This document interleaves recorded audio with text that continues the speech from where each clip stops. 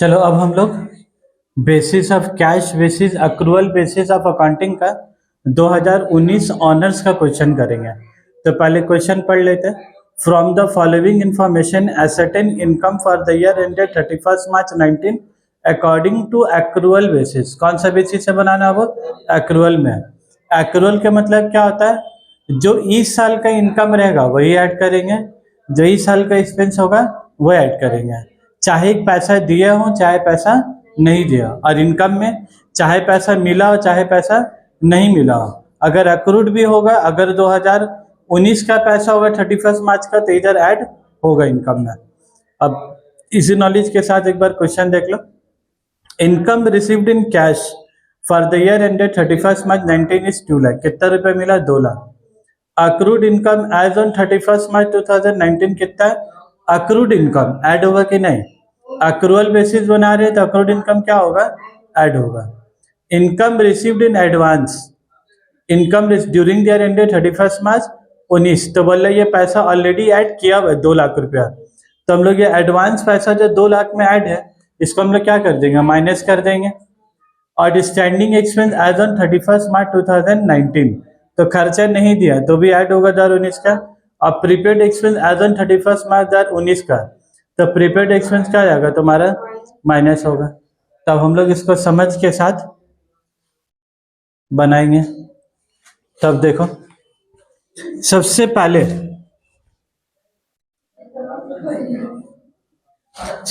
क्या लिखा? Income received इन,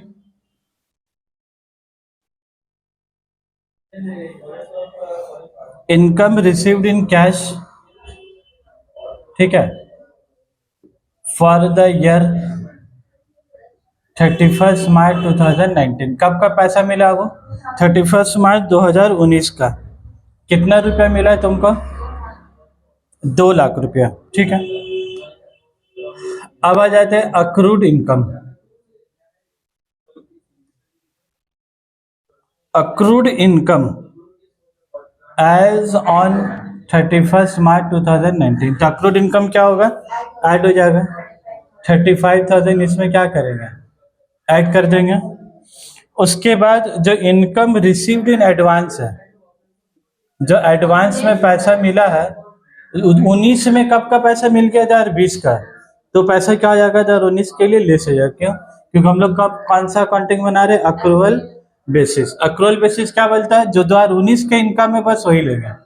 तो इनकम रिसीव्ड इन एडवांस,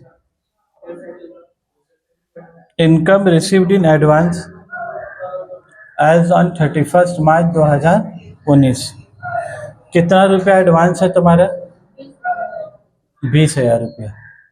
तो 2 लाख में 35,000 रुपया ऐड होगा और 20,000 रुपया माइनस हो जाएगा। तो कितना बचेगा बोला? तो 2,15,000। ये 2,15,000 तुम्हारा क्या निकल गया? इनकम। अब तुमको इसमें से अब क्या माइनस करना होगा? तुमको एक्सपेंस।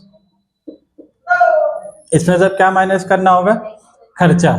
तुमको पहले बोला outstanding expense as on 31 March 2019 कितना हो गया? 40,000। तो ये खर्चा को मानेंगे कि नहीं मानेंगे? ये मानेंगे। तो ये पैसा क्या होगा तुम्हारा? लेस होगा। तो outstanding expense,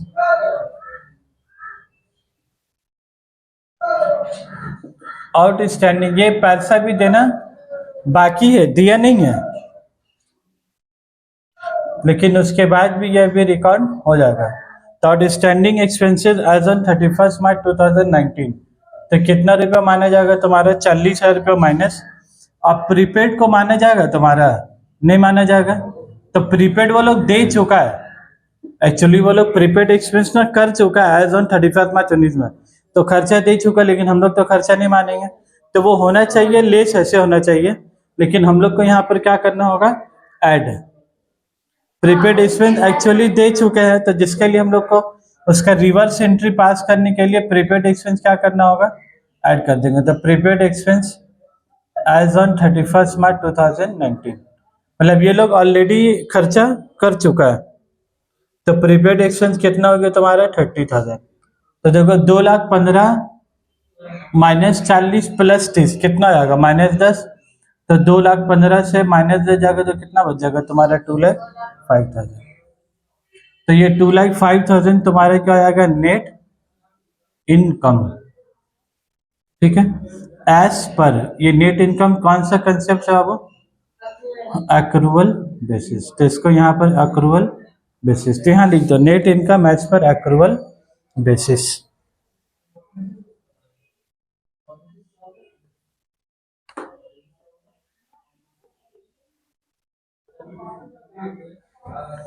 net income as per accrual basis, ये याद रखोगे। देखो आउटस्टैंडिंग होता है क्या, ऐड, लेकिन हम लोग आउटस्टैंडिंग क्या किया, लेस।